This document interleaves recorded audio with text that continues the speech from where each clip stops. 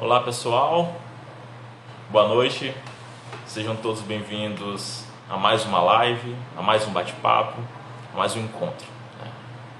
Como vocês já vêm acompanhando, a gente tem trazido vários autores do cenário nacional, autores dos mais diversos gêneros, das mais diversas linhas editoriais. E hoje nós vamos trazer uma autora que escreve um livro com temática religiosa, Tem a ver com o que ela viveu, tem a ver com suas próprias experiências.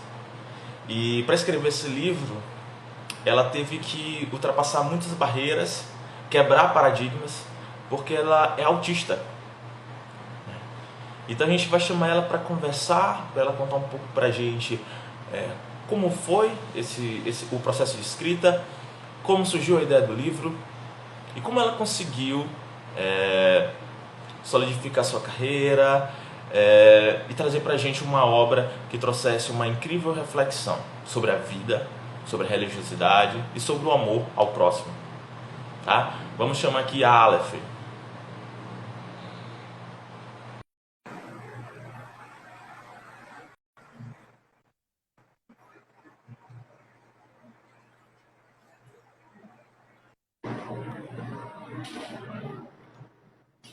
Olá, Aleph. Olá, tá me ouvindo? Tô sim. Vamos aqui fazer o enquadramento. Tá bom o enquadramento? O seu tá, o meu parece que não tá. O seu tá meio tremido aí. Lá. Vê se você consegue deixar ele mais estático. Eu tô Tá me ouvindo tentando bem, deixar né? mais distante. Tenta deixar ele mais paradinho. Tá bom? Isso. Pois é, Aleph, seja bem-vinda. Tá? Quero agradecer você ter aceito o convite para a gente estar batendo aqui esse papo. Tá? Eu sei que a gente tem muita coisa para falar e vai ser aí uma alegria, né? Poder trocar experiências com você, que é uma colega de profissão, a escritora. Então a gente tem bastante coisa aí para a gente trocar, dividir. Eu tenho certeza que essa live tem tudo para ser muito especial. Tá? E eu quero começar apresentando você pro pessoal, lendo aqui sobre a sua biografia, tá bom? Sim? Vamos lá. Aleph Brit é autista e com muita alegria. Teve uma infância bem diferente da maioria. Enquanto as crianças brincavam, ela queria ler e estudar. Foi diagnosticada em 2017 e finalmente pôde entender muito do que vivera até ali.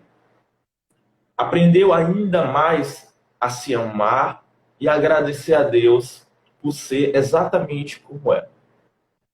É graduada em Publicidade e Propaganda pela PUC Minas, mas nunca parou de estudar.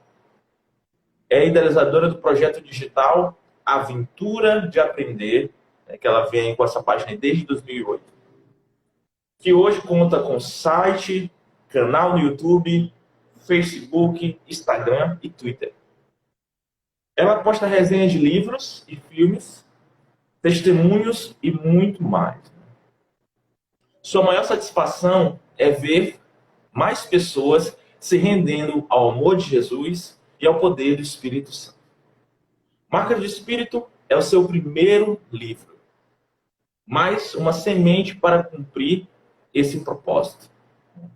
Então, a gente vai debruçar sobre vários temas aqui que ela citou. Nós vamos falar sobre o autismo, como foi essa descoberta, como foi esse autoencontro, né? Porque eu acredito, né, Aleph, que no momento em que você foi diagnosticada, meio que você conseguiu entender muita coisa, né? Que para você, né, da sua personalidade, de você mesmo, talvez gerasse uma grande incógnita. Porque assim, eu sou leigo, né? Mas assim, pelo que eu já vi, o autismo é uma forma diferente de ver o mundo, como tantas formas, né? Eu vejo o mundo de uma forma, todo mundo vê o mundo de alguma forma, mas tem algumas características específicas que tornam o autista único. Você poderia destacar para a gente quais seriam? E como foi esse processo? O que O que aconteceu que levou você, ou seus pais, ou alguém próximo de você a dizer, Aleph, vamos procurar algum profissional que possa te dar esse, né, que possa te diagnosticar. E foi o que aconteceu, né? Conta um pouquinho pra gente desse primeiro início, né? Você pode também falar da sua infância, como tudo isso refletiu na sua vida, tá bom? Sim. É, então, diz assim que a maior característica do autismo é ser diferente. Então, assim, é um jeito diferente. Então, assim, a única coisa que o autista tem em comum é ser diferente. E os meus pais, eles sempre perceberam, né, que assim, que desde a infância eu sempre fui muito precoce em algumas coisas, mas muito atrasada e muito desligada em outras coisas. Igual assim, eu falei com 9 meses, mas Muito era uma cedo, né? fala que era disfuncional, porque eu falava muito rápido. Igual aquele personagem ligeirinho lá da Deu a Louca na Chapeuzinho. Já assistiu? É igual, Sim, era igualzinho. Então, eu fiz tratamento fonoaudiólogo com fonoaudiólogo na época para poder corrigir isso e realmente corrigiu. certo. Mas andar, eu só andei depois dos 2 anos. Mas todo mundo dizia que era porque eu era muito gorda. Eu parecia uma bola de tão gorda. Aí o pessoal ficava falando assim: ah, não preocupa não, essa menina gorda desse jeito não vai andar tão cedo. E assim, mas aí foi seguindo. Eu aprendi a ler sozinha, com 4 anos. Meus Sério? pais me deram um jogo de letras de plástico para poder brincar. Quando eles assustaram, eu já estava sabendo ler. Mas Nossa. para escrever letra cursiva, por exemplo, foi um suplício. Eu só aceitei escrever letra cursiva quando eu estava quase na quinta série. E isso porque minha professora da quarta série, no final do ano, resolveu autorizar a turma a escrever de caneta, exceto a Aleph, que escreve letra de forma. E aí, assim, como eu era doida para poder escrever de caneta, porque eu achava que o lápis não me dava firmeza, que o lápis era muito claro, tanto que eu só aceitava um tipo de lápis, que era aquele lápis verde hexagonal, todos os Uhum. outros, eu pegava a folha do caderno, tentando imitar uma caneta, e não escrevia nada. Aí, assim, aí foi aí que eu falei, olha, então essa é a minha chance, eu não vou desperdiçar. Nem que seja um garrancho, mas eu vou escrever cursivo. E foi o que aconteceu. E assim, e em várias outras coisas também. Eu tinha dificuldade com abotoar, com amarrar cadarço. Coisas simples eu tinha muita dificuldade. Mas coisa difícil eu tinha muita facilidade. Igual assim, com 5 anos de idade eu sabia a tabela periódica inteira, sabia todas as classificações do reino animal, todas as classificações do reino vegetal, e formava padrão com as coisas. Mas assim, mas eu achava tipo que todo mundo era assim, eu não me ligava que eu era diferente. Só quando, na adolescência, que eu comecei a me ligar que eu realmente era diferente, só que eu comecei a amar essa diferença. Hum. Não foi motivo, tipo, de preocupação, eu comecei a amar. Nossa, que legal, todo mundo vai para a escola para poder fazer turminha. Eu não, eu vou para a escola para estudar. Não, todo mundo fica com as pessoas da mesma idade. Eu não, eu gosto de conversar com os adultos que são interessantes. Ah, todo mundo quer ficar, quer beijar, quer ir para a festa. Eu não, eu quero ler, eu quero estar com a minha família, é, eu quero crescer profissionalmente. Então, assim, eu era a diferente e eu amava ser diferente. E, e quando eu comecei a frequentar a igreja, porque assim, eu me converti, eu me tornei cristã aos 12 anos, através de um CD infantil que uma vizinha me emprestou, mas eu não tinha muita consciência do que eu tinha feito. Mas assim, quando eu realmente comecei para a igreja mesmo, lá pelos 16, 16 anos, e as pessoas da igreja eram todas como eu, então, tipo assim, eu meio que achei minha turma, porque lá todo mundo era como eu. Todo mundo ensinava a ser como eu era, todo mundo falava do jeito que eu era. Eu virava e falava assim, eu não sou diferente, eu tô certa em ser assim, sabe? E assim, isso meio que acalmou as coisas, sabe? Porque antes, tipo assim, era só eu, mas aí quando eu comecei a frequentar a igreja, que eu achei outras pessoas como eu, as coisas elas se tornaram mais fáceis. Então, o ensino médio, o ensino médio foi muito fácil, a faculdade foi muito fácil. Assim, foi tudo muito fácil, foi tudo muito legal, foi tudo muito maravilhoso, sabe? Assim, eu costumo dizer assim que eu tinha vida perfeita, que eu tinha vida maravilhosa. Só que com o tempo, o que que eu comecei a perceber? Eu comecei a perceber que mesmo as pessoas da igreja ensinando a ser assim, sendo assim, mas no fundo elas não queriam ser assim. No fundo, elas queriam pertencer. No fundo, elas tinham, como que eu vou dizer assim, aquele desejo, aquela atração pelas coisas do mundo. Aí, assim, às vezes eu falava assim, nossa, Aleph, mas fala sério, você não tem vontade de beijar aquele gatinho? Não, não tenho, não. Nossa, Aleph, mas você não tem vontade de ir naquela festa? Eu sei que é pecado, eu sei que Deus não gosta, mas você não tem vontade? Não, não tenho vontade, não. Aí eu comecei, aí assim, e, e isso eu comecei a achar estranho, mas eu falava assim, Deus está me preservando, Deus deve ter algum plano comigo, Deus deve ter algum propósito ministerial comigo, alguma coisa assim, e Deus está me preservando disso. Só que o que que aconteceu? Eu comecei a fazer faculdade, eu comecei a procurar estágio, eu não consegui. Depois que eu formei na faculdade, eu comecei a procurar emprego, eu também não consegui. E assim se passaram 9 anos. E assim, eu sempre fui uma boa aluna, sempre ganhei prêmio de aluno de destaque, eu sempre, assim, estudei, fiz vários cursos além da faculdade, e Uhum. todo mundo, é, e não entendia. Nossa, mas ela tem formação, ela tem capacidade, por que não arruma emprego? Aí minha mãe começou a namorar com um professor, e ele virou para ela e falou assim, essa sua filha não é normal. Essa sua filha não é normal, ela tem algum problema mental. E assim, eu já tinha passado por psicólogos na infância, por vários profissionais que nunca tinham descoberto nada, que nunca tinham diagnosticado nada, mas Uhum. aí ele aconselhou, levo direto no psiquiatra. Aí minha mãe levou no psiquiatra e assim, e em poucos minutos de conversa, a psiquiatra já falou, é autista. E tem escrito na cara dela que é, como ninguém nunca descobriu.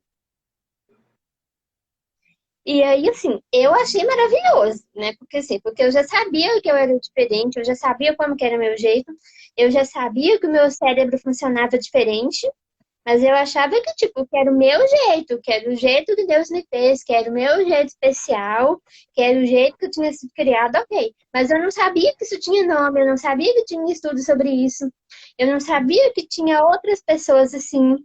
Então, sabe, assim, foi muito legal descobrir. E outra coisa também que eu descobri, que aí sim eu posso dizer que realmente foi um milagre e realmente Deus protegeu, é porque é o seguinte, porque a criança autista realmente é, é mini adulto, é gênio mirim, é superdotada, assim, é aquela criança encantadora. Só que, Sim. com o tempo, o próprio autista não quer ser diferente e quer se igualar. E a maioria Uhum. das pessoas consegue se igualar, consegue se moldar, embora a Bíblia proíba isso terminantemente. Tem até uma frase que eu gosto muito, eu acho que foi Chesterton que disse, ou Lewis, não sei, um dos dois. Os dois escrevem tão parecido que eu nunca sei quem é quem. Mas que diz mais ou menos assim, os mundanos são todos iguais. Os que os santos são todos diferentes. Mas enfim, é, e aí, o que que acontece? As pessoas normais, neurotípicas, conseguem se encaixar. O autista não consegue. Então, o que que ele desenvolve? Depressão, ansiedade, toque, psicose, síndrome do pânico, ou seja, a pessoa ferra a sua saúde mental. E Entendi. foi isso que mais, assim, surpreendeu a psiquiatra que me diagnosticou, os outros que eu tive contatos, psicólogos, assim, porque eu cheguei na idade adulta sem diagnóstico, mas com uma saúde mental excelente. Entendi. E isso sim eu atribuo a realmente um milagre. Por quê? Porque eu sempre aceitei, soube ser diferente, aceitava ser diferente, nunca me rebaixei a ser menos do que diferente, e isso protegeu minha saúde. Entendi. Muito interessante. Você falando, né? Eu escrevo público infanto-juvenil, né? A gente já conversou muito sobre isso, e você também, né? Nós dois temos isso em comum. Nós somos escritores que têm como objetivo escrever para adolescentes e sobre adolescentes, né? E aí você Na falou verdade, que o grande o desafio, meu né? é, Pode na falar. verdade, assim, o meu é mais tipo Young Adult, New Adult, porque, assim, porque os meus protagonistas, eles estão lá na faixa, tipo, dos é, 18, 19, 20, 21, 23. Meus Jovens, protagonistas né? estão quase, mas a linguagem, a forma de falar que é uma linguagem mais simplificada e tal. A Para linguagem é para público, adolescentes, né? embora os personagens não sejam. E com você, o que eu cheguei a falar é o seguinte, que os seus protagonistas que parecem ter a idade dos meus. Verdade. Eles são precoces, né? São muito precoces. Invertido. Verdade. Os seus, né? Eu li 25%, né? Eu falei para ele, olha, eu vou ler 25% do seu livro, que eu quero chegar na entrevista ainda com margem para dúvidas sobre a história, né? Eu quero poder ainda sondar algumas coisas e não correr o risco nem de dar spoiler, né? Então, eu desbravei os 25% do livro dela, né? E já fui apresentado aos personagens. E é bem interessante mesmo. Eles são eu não lembro de ter lido sobre a idade deles, né? Você tá falando, mas se bem que ela já fazia faculdade, estágio, dava para presumir que se tratava ali de uma faixa etária, né? Jovem adulto, né? Mas, de fato, é muito interessante o como você vai apresentando os personagens pra gente como se fosse um abrir de portas, um abrir de mentes, porque eles também, eles, eu vou começar aqui, tem a Ana Luísa, né? Maria Luísa, Maria Luísa e tem ali o Pedro, né? Eles ali são dois jovens que são os dois evangélicos, mas uma é da religião tradicional, né? Ali congregação ali mais tradicional e outra pentecostal. E os dois se aproximam e conhecem o mundo um do outro ali naquele primeiro contato. E ali você tem ali o start da história, né? Você, de uma forma muito interessante, vai mostrando pra gente o quanto que eles ali naquele mundo, parece que na bolha, a sensação que é que cada um deles vivia em bolhas, né? Porque Exatamente. eles não conheciam muito sobre a religião um do outro. Mas isso pode ser uma interpretação mais extensiva, né? Eles tinham aquela bolha. E é mais ou menos os que os adolescentes vivem. A infância, você vive naquela bolha e aquela proteção dos pais. Você chega na adolescência, você tem que. A maioria dos adolescentes, né? Espocam essa bolha, né? E se abrem para absorver as influências do meio, absorver as influências do grupo que eles querem pertencer, onde eles querem se encaixar. E aí é interessante porque a gente traz essa proposta, né, de falar dessa faixa etária de autodescoberta. E você falou que na sua adolescência foi um momento em que você estava ali, você podemos dizer que tinha essa bolha, essa segurança parental, né? Essa questão dos pais, essa questão da segurança. Você chegou na adolescência e você não fez esse movimento de querer explodir essa bolha, né? Você não quis, de alguma forma, copiar o que os outros estão fazendo, ou comportamento, ou ser como todo mundo, seguir o rebanho, que é muito típico dos adolescentes, querer seguir o rebanho. E é muito interessante você falar que os autistas, quando entram nesse movimento de querer seguir o rebanho, de querer se encaixar, é aí que tem o choque, e é aí que eles vão, né, sofrer, né, de ansiedade, depressão, porque há uma dificuldade de encaixe ali, né, de conexão. Fala um pouquinho pra gente, por que que você quis escrever para o público mais jovem? Porque você, que sempre quis estar perto de adultos, sempre quis estar muito mais à frente da sua idade, né, psicologicamente falando, por que que você quis escrever para esse público mais jovem? Esse público que ainda tem a vida por descobrir. Na verdade, eu acho assim que eu não acho que eu não quis romper com a bolha. Eu acho que o que aconteceu foi o seguinte: eu fui uma criança muito precoce, eu fui uma Uhum. criança muito precoce, muito voluntariosa, muito rebelde, e assim, e eu sofri com isso muito cedo. Então, eu acho assim, porque eu acredito, né, que assim, que a gente já nasce com uma consciência, que já é um trabalhar da graça, que mostra pra gente o que é certo e o que é errado. Então, o que que aconteceu?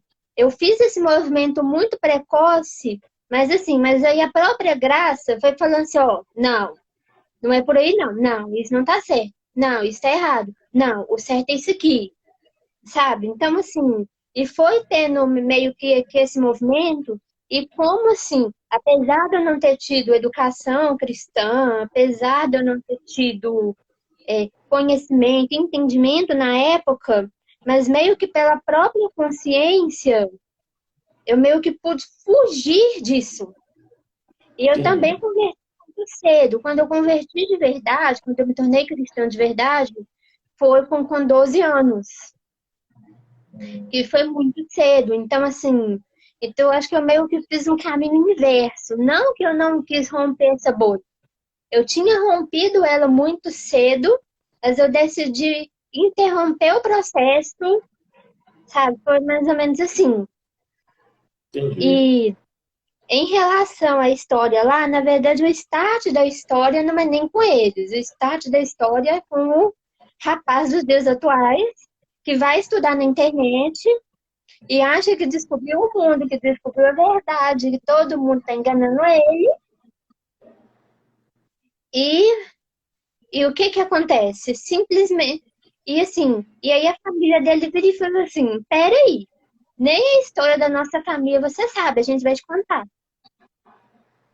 E aí sim, que o livro vai lá para a década de 80, tem vários e vários personagens e essa coisa toda. Agora, sobre por que eu resolvi escrever, porque primeiro, assim, é o tipo de literatura que eu sempre gostei de ler, porque eu sempre aprendi muito. Hum.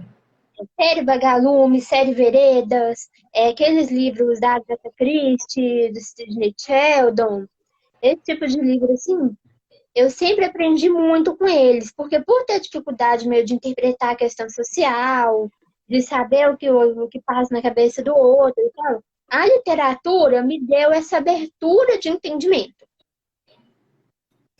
Aconteceu isso. Então, assim, então é o tipo de material que eu mais leio. E a outra questão também é porque está tendo, né, na minha tradição cristã, que é a tradição pentecostal, a tradição carismática, uma volta ao pensamento racionalista, ao pensamento iluminista, lá do Renascimento, dos séculos Hum. XVI e XVII, que foram quebrados, que foram destruídos pelos sucessivos avivamentos que tiveram. Esse paradigma foi destruído. E assim, tem muita gente em pleno século XXI que está querendo voltar para esse paradigma. E assim, e são poucas pessoas, tipo assim, é muito pouca gente mesmo. É muito pouca gente, porque os, digamos assim, os originais, a tradição cristã original dessa época, sofreram influências dos avivamentos e não se comportam mais tanto assim. Mas, tipo assim, existe, assim como na política, na igreja também existem os ideólogos, Entendi. sabe? Existem os ideólogos, sabe? Então, o que que acontece? Assim, são poucas pessoas, mas que fizeram um barulho enorme na internet dizendo: a gente tá certo, tá todo mundo errado, tá todo mundo equivocado, a gente tá certo, a gente sabe a verdade, segue a gente. E assim, e o pessoal começou a seguir, e começou a acreditar, e começou a ir nessa onda por causa da internet. Isso aconteceu em partes comigo, eu digo em partes, por quê? Porque por ser autista, o meu cérebro já nasceu racionalista, linear, previsível, já nasceu com a mentalidade de renascimento e iluminismo. Meu cérebro já nasceu assim. Ou seja, eu só precisei encontrar, tipo assim, alguém escrevendo a mesma coisa que eu já era para poder me identificar. Entendi. Isso não foi. E assim, isso sim me causou problema. Isso sim Tá. me causou problema. Por quê? Porque quando eu Você, percebi que. Pode falar. tá. Você falando sobre o pensamento racionalista, né? Aí eu me lembrei aqui, na pré-entrevista, você comentou comigo que havia um desafio a ser quebrado, né? Ali um paradigma que você tinha que quebrar, que era o seguinte: algumas pessoas acreditam que, talvez por esse perfil mais racionalista, super racionalista, falta nos autistas empatia, que é a questão da emoção, de se colocar no lugar do outro e sentir as emoções do outro. E você meio que descobriu um pouco disso, né, esse exercício de empatia com a literatura. Porque a literatura nada mais do que um exercício de empatia, né? Porque você se coloca na mente daquele personagem, no corpo daquele personagem, e aí eu consegui. Mas assim, você acha que a literatura, de alguma forma, te possibilitou esse exercício de empatia, te possibilitou você ser um ponto fora da curva? Ou explica um pouco pra gente como é que funciona essa visão racional de mundo do autista, né? Aí depois a gente entra nessa parte da religião. Como é? Porque assim, religião é doação, é amor, né? Você tem. E é acreditar sem ver, é fé, né? E uma mente mais racionalista não vai acreditar sem ver, vai querer provas, né? Então fala um pouquinho pra gente sobre isso.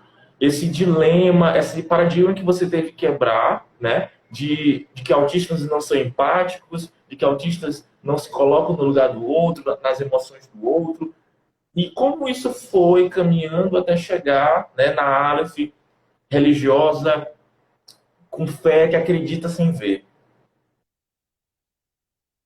Não, isso aí é meio como que eu vou dizer, o que muitos chamam de capacitismo. Não é que o autista não tem empatia. Tem. E muitas vezes mais até do que muitos neurotípicos. Tem até um banner que eu postei nas minhas redes sociais que, assim, que os médicos reclamam que autista não tem empatia, mas a população neurotípica não consegue usar uma máscara, fazer um distanciamento social, tá todo mundo pensando em si. O que acontece no autista são duas coisas. Não é que ele não tem empatia. Primeiro, é que muitas vezes ele não entende. Hum. Então, assim, uma pessoa normal, uma pessoa neurotípica, que é o termo certo, tá triste, tá chateada e não fala nada. Mas quem é neurotípico consegue perceber isso. O As autista não expressões, né? é. O autista não consegue perceber. Então, passa por que a pessoa não importa, não se importa, que a pessoa não tem empatia e tal. A outra questão é que é o seguinte, que o autista não sabe fingir, ele não sabe ter segundas intenções. Então, assim, tem muita gente, tipo, que não tá nem aí, que não se importa, que só se importa consigo mesmo, igual a gente tá vendo nessa questão aí, só se importa, tipo, com dinheiro, com economia e tal, mas finge que se importa com o outro, finge. Oh, eu me importo com você, oh, eu te amo, oh, você é muito importante pra mim. Finge. O autista não sabe fingir. Entendeu? Então, assim, é meio que um mito quando fala que o autista não tem empatia. Tem, mas assim, mas muitas situações sociais, tipo assim, o autista não consegue adivinhar, então ele pode passar por que não está se importando, e o autista não sabe fingir. E o neurotípico sabe fingir. Entendi. Agora, a questão do pensamento racionalista que eu tinha falado, ele não tem muito a ver com isso. Ele Diferente, tem né? a ver com a questão de ter que explicar tudo, ter explicação para tudo, ter lógica para tudo. E a teologia desse período do Renascimento, do século XVI, do século XVII, ela é assim. Ela é toda Entendi. lógica, ela é toda racional, tudo faz sentido. Igual, por exemplo, eu vou dizer uma coisa que faz sentido. Quer ver? Uhum. Jesus morreu por... Jesus morreu pela humanidade. A gente tem que crer. Eu creio, Jesus já fez tudo. Jesus já fez tudo. Jesus já pagou por tudo. Então eu não preciso fazer mais nada. Isso tem todo sentido racionalmente falando. Mas isso não existe na prática. Isso não existe. E assim, e se perguntar, você tem como explicar? Não, não tem. Não tem. O que importa é o seguinte, Jesus já fez? Sim, mas a gente também tem que fazer. Ou seja, e meio que assim, para um pensamento racionalista, tipo, explicar isso, não tem como explicar. Então é mais ou menos essa dificuldade. Então, assim, entende mais ou menos? Não tem Sim, muito a sim. ver com a questão de empatia, de se colocar no lugar do outro, e sim com a questão de que tudo tem que ter explicação. Ou seja, uma caixa, assim, tem que colocar tudo ali, ou seja, o que sair daquilo ali não serve, não existe, não funciona, e a coisa não é bem assim. E Entendi. tanto E assim, você, o próprio e você, e você acha que há paradigma. uma dificuldade maior dos autistas? Como você falou, o pensamento racionalista, eu preciso ter o porquê, tudo muito bem explicado. Você acredita que é mais difícil, via de regra, para o autista ter uma religião, acreditar em um Deus, sabe? Que se você só sente, mas você não vê. Entende o que eu quero falar? Sabe? Você, assim, não sei se quantos outros autistas você conhece ou convive, mas você poderia nos dizer isso? Se é mais difícil, assim, há uma dificuldade maior de crer no que não se pode ver? Olha, eu não saberia dizer exatamente. Eu digo de mim, né? De mim que eu sempre acreditei em Deus. A única diferença é que antes de me converter, tipo assim, era Deus lá e eu cá. Tipo assim, não tinha Sim. aquela relação de intimidade, de confiança, de relacionamento. É a única diferença. Agora sim, tem muito autista que sim, que diz que não crê, que diz que não acredita, mas eu penso que é uma questão de escolha. Porque a graça, Sim. eu acredito, eu creio que a graça tá aí para todo mundo. Então, assim, então na própria condição da pessoa, Deus se mostra. Igual, a minha conversão foi através de um CD infantil que falava sobre as matérias da escola. Vê se pode, uma coisa dessa. Falava sobre as matérias da escola, que era meu único interesse. Então, assim, se existisse isso, assim, que a pessoa nasceu sem capacidade e tal, a pessoa não teria responsabilidade. Então, eu acho que é uma questão de escolha. Assim, tem muita gente, entendeu, que fala, eu não creio, porque eu sou muito profissional, não sei o que, não sei o que. Eu, particularmente, não acredito muito nisso, não. Que é uma questão de escolha. Simplesmente você escolhe. Tá.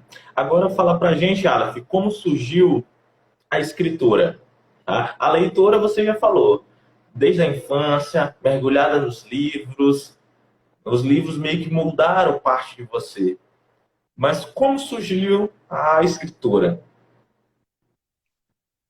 Então, em 2008, mais ou menos, que foi quando eu comecei, eu tive internet em casa. eu decidi criar um site. Por quê? Porque eu lia, eu via filme, eu estudava e eu queria falar com as pessoas sobre isso e eu não tinha muito com quem falar. Então eu resolvi criar um site para poder expor o que eu pensava das coisas. Quais temas você lia É, e o que você queria falar nesse site? sobre livros, filmes, mais isso mesmo. Entendi. Aí eu criei o site para isso. E assim, mas eu escrevia muito mal, eu não escrevia bem. Assim, eu não conseguia organizar parágrafos, eu trocava letra, trocava palavras, é, escrevia faltando as coisas. Então, assim, era muito estranho. Porque quando eu estava escrevendo, eu achava, tipo assim, que estava perfeito. Aí depois que eu pegava para ler, socorro. Hoje, eu descobri que tem até um nome para isso, chama desortografia. Ah, É diferente da dislexia. desortografia. É, porque na Porque dislexia a pessoa lê errado e escreve errado. Na desortografia, não. A pessoa lê certo, sabe gramática, igual eu sabia, mas na hora de passar para o papel, tipo assim, escreve uma coisa errado. não conecta com a outra. Até que, assim, que nesse próprio ano de 2008, quando eu tive a experiência que a minha tradição cristã pentecostal chama de batismo com o Espírito Santo, que assim, que eu não cria, eu não buscava, mesmo quando aconteceu, eu não entendi nada, eu racionalizei, eu comi uma outra explicação que não tem nada a ver com o que tinha acontecido comigo, mas os frutos deram. E um dos frutos foi que eu que não sabia escrever direito, comecei a escrever bem. E aos poucos a escrita foi melhorando, foi melhorando, foi melhorando. Só que em 2011, mais ou menos, eu entrei num quadro que eu acredito de ter sido de depressão. Foi até o que eu falei, assim, que essa questão de pensamento racionalista me fez mal. Por quê? Porque quando, tipo assim, eu tive aquela abertura e eu falei assim, tá tudo errado, aí sim o meu cérebro entrou em colapso e eu passei a ser exatamente o oposto do que eu era e isso me fez cair em depressão. Mas Entendi. nesse período da depressão, o que que aconteceu? Eu parei de escrever, eu não escrevia mais, eu não produzia mais, ou seja, a produção ela parou completamente. Eu só voltei em 2016. Em 2016, quando eu voltei, aí todo mundo começou a elogiar. Nossa, como que você escreve bem? Você podia escrever um livro. Como que você escreve bem? Como que você escreve bem, tá? E eu não queria. Eu falava assim, ah, não, eu vou só escrever resenha mesmo, só escrever nas redes sociais mesmo. Livro não é pra mim, não. É muito difícil, não. Eu não tenho com o que escrever e tal, né? Enfim. Só que o que eu comecei a perceber? Que em diário, que eu escrevi em diários, eu tinha por ano cerca de 400 páginas Word em formato A4. E é muito menos do que um livro. Muito mais, na Sim. verdade. Muito menos do que isso. Aí eu comecei a pensar, difícil, não é? Porque um É, livro, tipo assim, é tipo menos de um quarto disso aqui, né? exato. Mas eu não sinto, entendeu? Tipo assim, o que que eu vou escrever? Eu não tenho nada, tipo assim, relevante, de conhecimento para poder escrever. Eu não tenho ideia nenhuma de história para poder desenvolver. Nada, nada, nada. Até que um dia, em 2018, até que um dia em 2018, em agosto, eu estava indo dormir e veio uma frase na minha cabeça.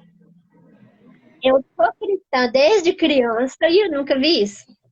Essa frase está no capítulo 1, você deve lembrar dela,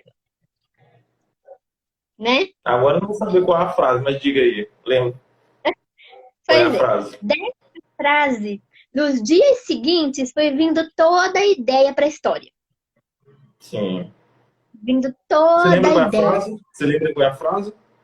A frase é essa: eu sou cristã desde criança e eu nunca vi isso.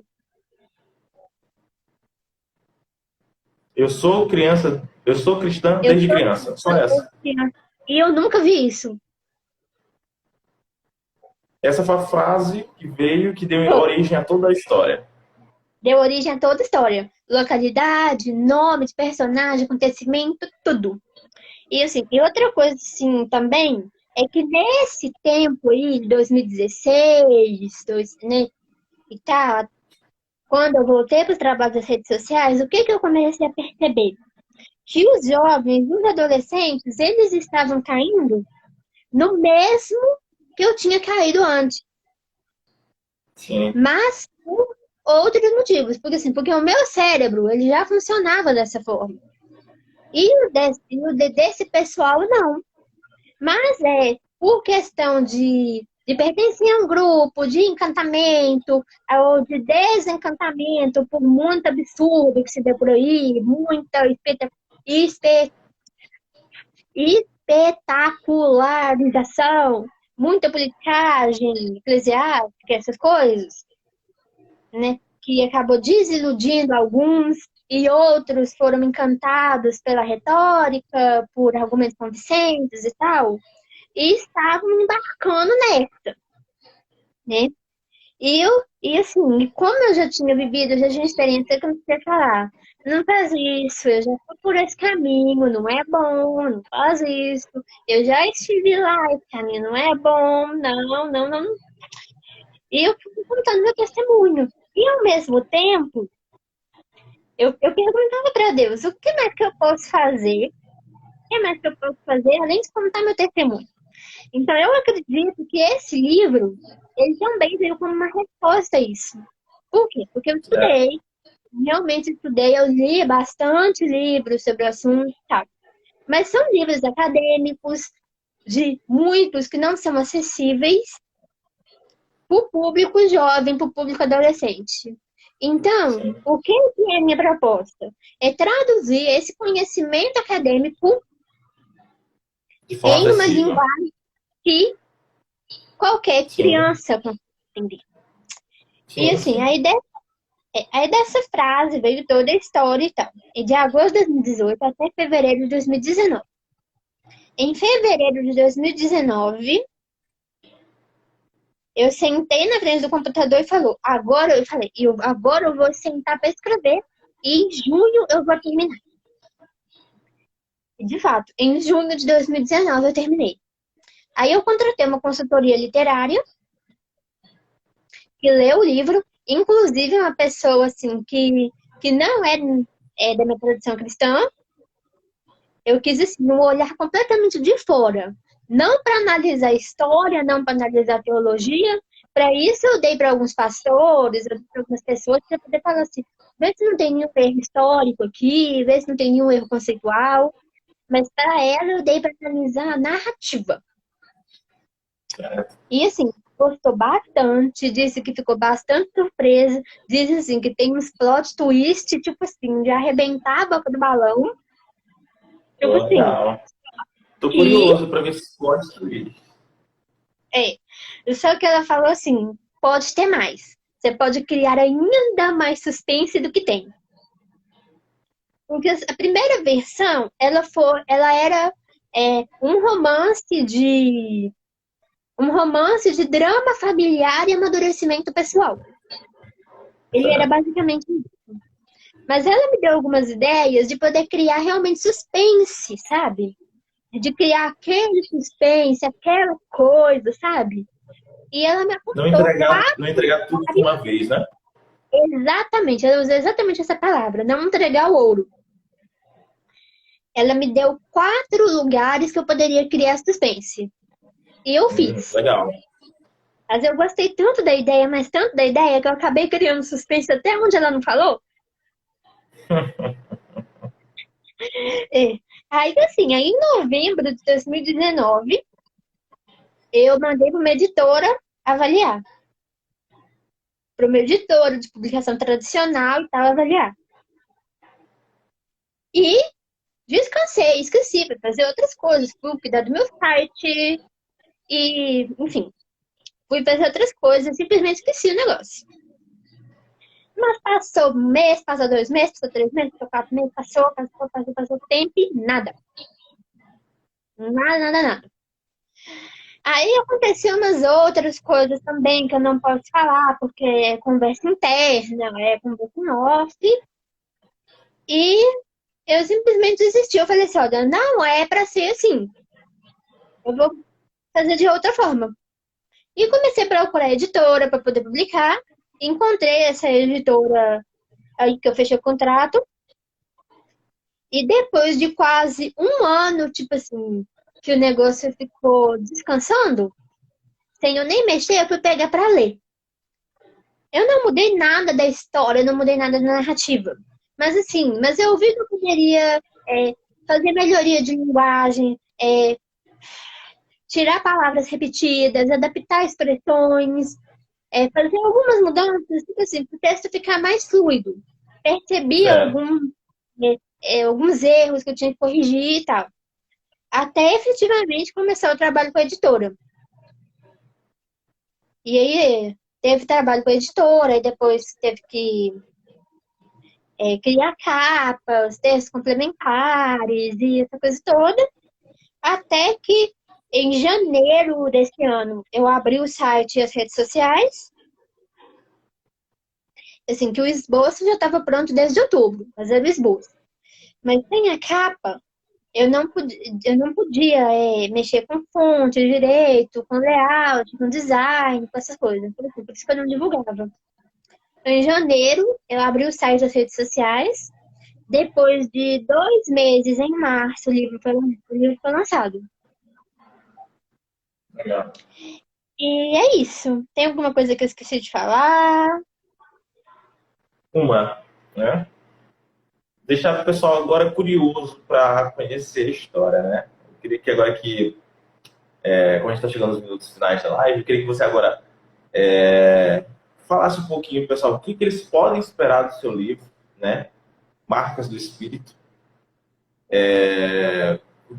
Basicamente um resumo da história, né, para eles.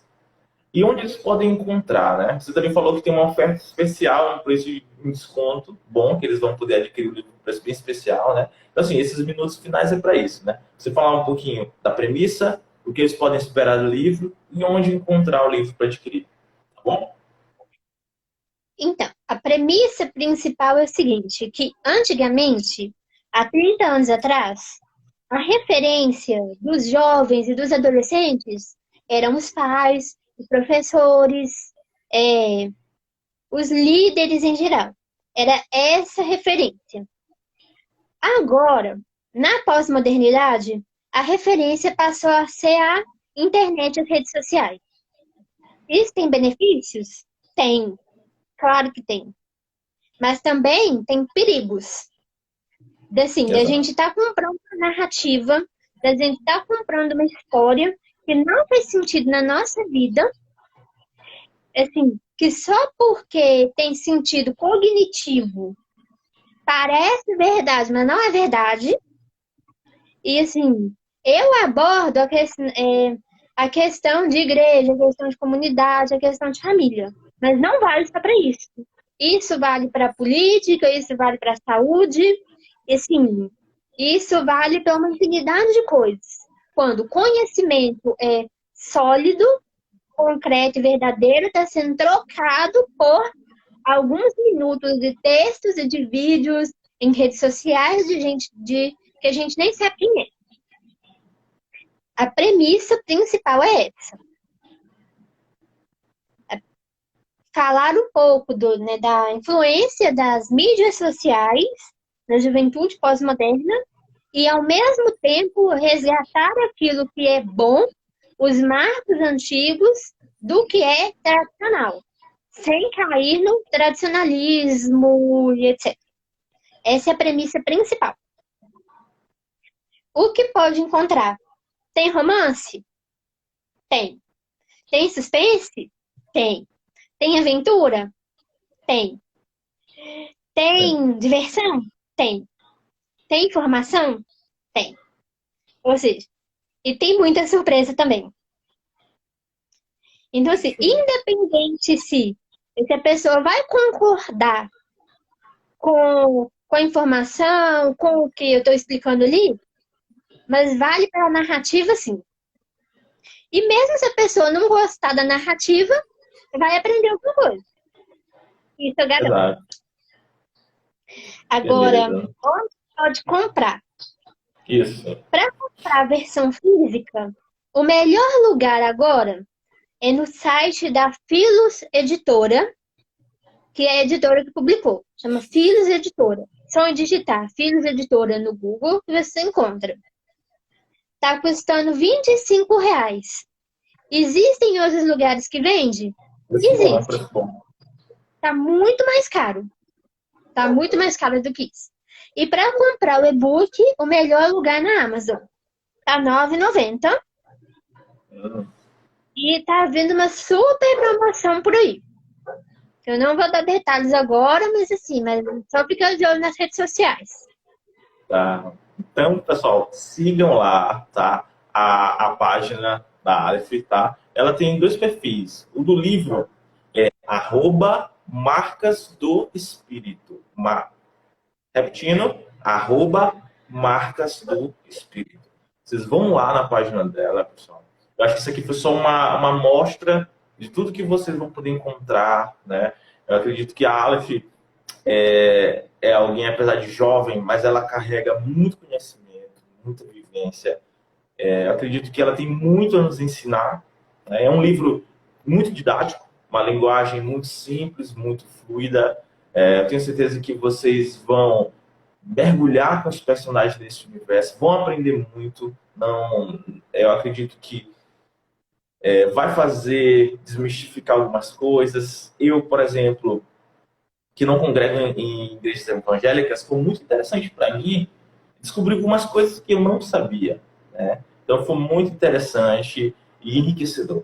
E então quem pretende conhecer um livro que carrega isso, essa essência aí que a Aleph apresentou aqui na live, vão na página dela, Marcas do Espírito, conheçam mais sobre ela. Ela tem vídeos falando da vida dela, falando da trajetória, assistam os vídeos, adquiram um livro, porque é um livro que com certeza vai enriquecer, vai trazer alguma coisa. É um livro, ele não que é lido, ele tem o objetivo de transformar.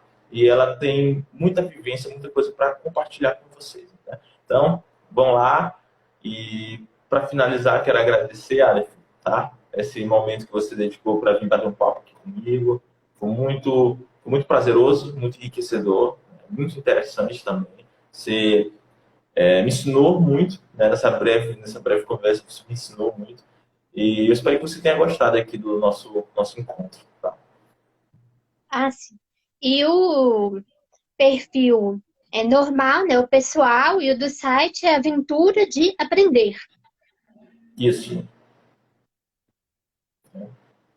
Espero que você tenha gostado, olha, do nosso bate-papo, tá? Quem sabe a gente repete mais lives assim que você lançar novos livros. Pode sempre contar aqui com o espaço aqui para a gente estar divulgando, falando, tá?